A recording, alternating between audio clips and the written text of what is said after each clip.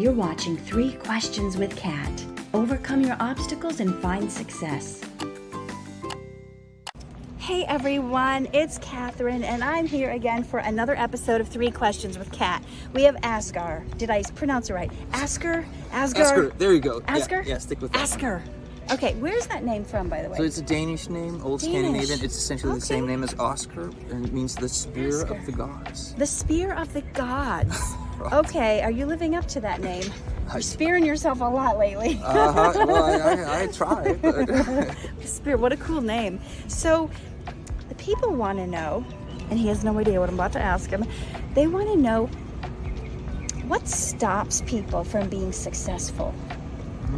Well, I guess first of all, what is success, right? That is Good one. a good question. But I mean, you could sort of define it with putting on the goggles of society and monetary success, having a big family. But it could even be your own definition of success. So I'm probably more inclined to go with whatever fulfills you in some sense. So let's say that's success. If success for you is whatever fulfills you, tell me what stops people from going after and getting that fulfillment. So one thing that stops people, well, I don't want to simplify this. Okay. We could say fear stops people, but I also think fear often has to do with our relations to other people. So I pretty much see it as, I mean, there's a very fine balance to be struck there, because you can't just be 100% selfish and I'm just pursuing my dreams, and if someone stands in the way, they're just going to move out of the way. Although some people in Hollywood try. Yeah, those people do exist, right? I've met a couple. I've been in limos with a couple of them. Oh, yeah? Okay. Well, at least you got invited to the limo ride. That's something, right? Okay, but it's really about finding that balance where I have my goals, my priorities, but at the same time maintaining those important, deep relationships you have that and building new ones in your life. Okay. I actually follow a principle. I mean, I do some networking. In terms of my acting career, right? But I never network with people that I don't like. That's just the rule of thumb. Yeah, you don't do the whole kiss up. Hopefully they'll hire me. No, I'm gonna I pretend don't, to and like I don't you. send postcards to casting directors or fruit baskets or whatever they want these days. Yeah, a lot of actors, you guys may not know this, a lot of actors try to kind of get on the good side of casting directors and agents and bribe them and send them gifts and... Yeah, bribe, you just said it. Yeah. Well, I mean, is there... Thinking of you at Christmas time and giving them all the stuff. So you're saying interpersonal relationships stops people from success. Can you explain how that stops? You need other people to succeed in life. You can, but that's not actually the only thing I meant. I also mean, I mean, you have to not just think of other people, because then you're going to put your own desires and dreams. So it's really a balance. It is. To me, that's the big thing. It's what you can do for others, what others can do for you, what you need others for, but then not do so much for them that you're laying your stuff on the back burner and not picking it up and doing it at all. The way I try to balance this is just the people I like, or that are close to me, or that I'm close with, and people I meet that I like. I try to just be honest, honestly. Follow the golden rule. Treat others as you would like to be treated. Yeah. There's also, have you heard of the platinum rule? Remind me. The platinum rule is treat others the way they want to be treated. Because the way you want to be treated might not be the way they want to be treated. That's a really good. So I've noticed this. I take a cue from like certain people I have in my life. Like I would just text someone, hey, can you get me this blah, blah, blah? But I notice how they always respond to me. Hey, Catherine, how are you? What's up? Right. And they do all this like chit chat before they get into the request. I'm like, and I realize, oh, that's what they want from that's me. What they prefer. So then I have to say, hey, so and so, hope you're having a good day. Blah, blah. I was just thinking, can you get me this? That's interesting. That's an interesting and a good point. So it's kind of you pick up on what others are. Pick up what they're laying down. So the second question is, how do you get over obstacles? You got stuff standing in your way. How do you get over that to get to where you want to go in life? So for me, things started happening or let's say things that are a little bit out of the ordinary, Mm-hmm. when I started creating, let's call it habits. Uh-huh. Instead of systems. I could call them systems, Okay. but just little habits. And it actually, let me just tell a story. I detail this in my book, which is called Spiritual You have a Capitalism. book I do have out? it's a self-published Oh my book. gosh. But and I'm not saying That's like, awesome. yeah, I'm not even. I don't want to recommend it because Okay. reading my book will take away time from reading another book. So Oh, read now, a book. come read on a now. Book. Yes, read a book and his. No, Okay. okay, that's not necessary. Okay, but essentially what I started doing was just so people would ask. I just moved to California from Scandinavia, and people would ask, "So what do you do, bro?" And I would. You weren't born in this country? No. Your accent is flawless. So the way I started to overcome it was actually just to. I noticed I would call myself an author. I was working on a book at the time, a novel, a fiction novel. And I'll call myself an author. But then at one point I was like, man, I don't feel like I'm writing that much for a person who calls himself an author, right? So I just started logging my time spent on everything, really. Okay. Health. Like how long do I spend at the gym? How long do I spend working my Okay. day job? How long do I spend on writing my novel? Various other activities. And then I Yep. realized, okay, I actually spend 12 hours a week in the gym. And Wow, that's a and lot. 15 minutes a week writing Whoa! on my book.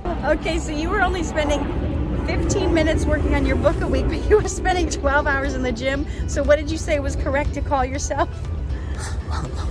It would be more correct to call myself a bodybuilder than an author. but applying that system, Right. and I kept that. I still use that system. Just write down how I spend all my time. So there seems to be a self-motivating that is a good mechanism one. in it, right? And the same thing with acting. Once I got into acting, I'm like, yeah, but how long do I actually spend on acting? And now I spend plenty of time acting and rehearsing and reading about it and all that kind Yeah. of stuff. So on days you're not on set, if you want to call yourself an actor, even if you're not on set, you're studying a play, you're reading a play, you're watching a thing, you're going to a class. Right. In order to call yourself what you want to be, you actually have to work towards it every day, and that's Otherwise, building- you're just telling yourself a beautiful lie, right?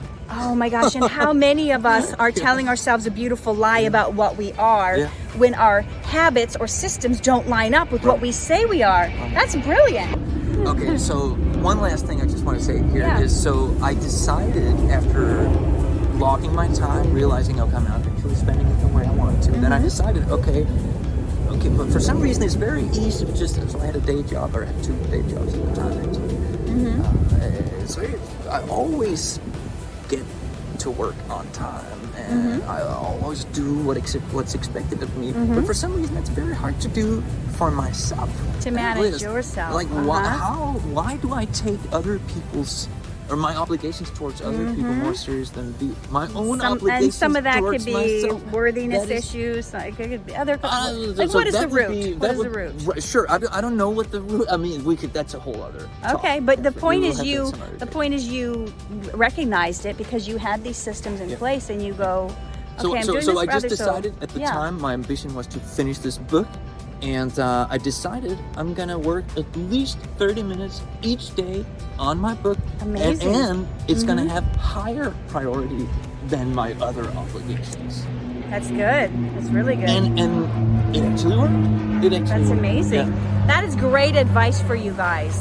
What are you making your highest priority in your life? Right. And just lock your time if you're interested in Yes. this, just to see, because that gives you a picture of reality, right? Yes. And then you're going to be Totally. confronted with reality. And if you don't like what you see, Yeah. then you can change. You can't spend 5 minutes learning how to sing each week and call yourself a singer.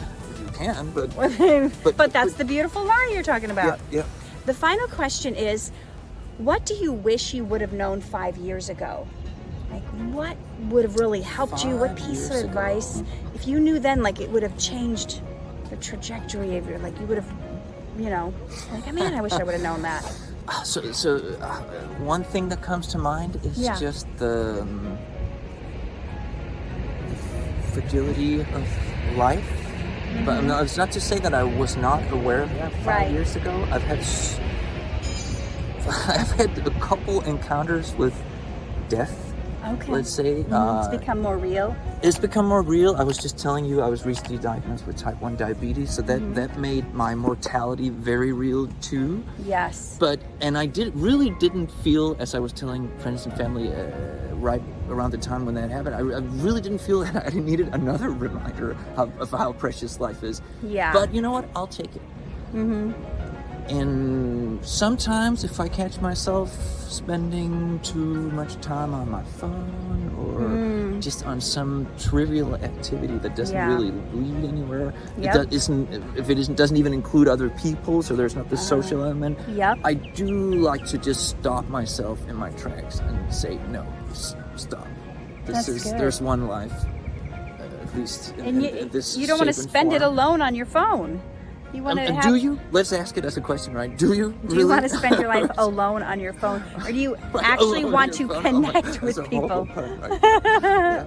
Alone on your phone. That's a good poem. But another, yeah, right, yes, okay. And there's also I like talking to other people, engaging with people like we're doing right now. You're actually asking me deep and interesting questions that trigger deep thought in me. I think that's healthy, but social media, whether we want it or not, it's really hard to not try to, let's just call it, cater to other people.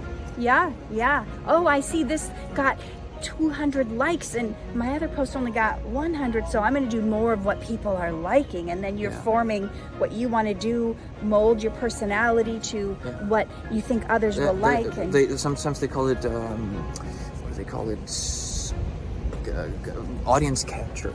Audience capture? Yeah, you're being captured by your audience, right? Because you put out some content, and the people who like it start following you. Yeah. And maybe one day you want to go down another path because you have more than one interest. Yeah. But your followers You're don't locked like that. in. They want to hear about the first thing you talked about. Yeah. So that's actually when I had a big YouTube channel on cryptocurrency a few years back, and I actually shut it down for that very reason. Oh wow. You didn't just leave it open for people to watch your old videos? Some of the content's there. I changed it to a podcast, which was more interesting to me. Yeah. And to interview thinkers and scientists. So don't be afraid to shift gears and, No, but I mean, there were some obstacles and challenges there, obviously. Gotcha. Okay, we're gonna just leave that to your imagination. So where can they find you? If they want to look you up, if they want to follow you, if they want to... No, you're not talking like if people want to stalk me. I live at... No stalkers. No stalkers. No, I'm just kidding. Social media. Well, you can find me... That's a good question, actually. You can...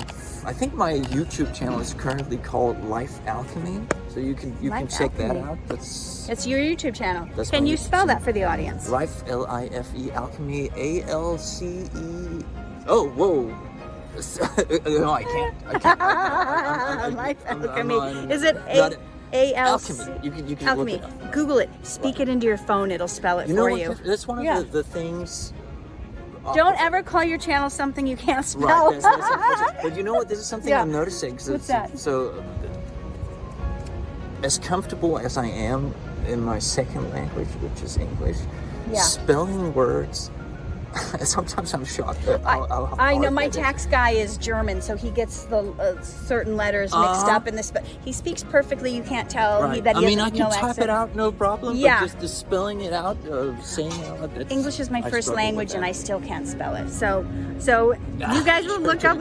You guys will look up Life Alchemy, and you'll follow him on YouTube. Any other? You can follow me on Instagram. It's just my name, Asger, _Folmann, Folmann, and the same thing on Twitter.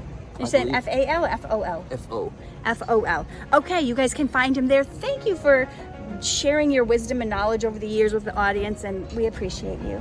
Thanks. I appreciate it. Bye. Get the tips you need to reach your dreams.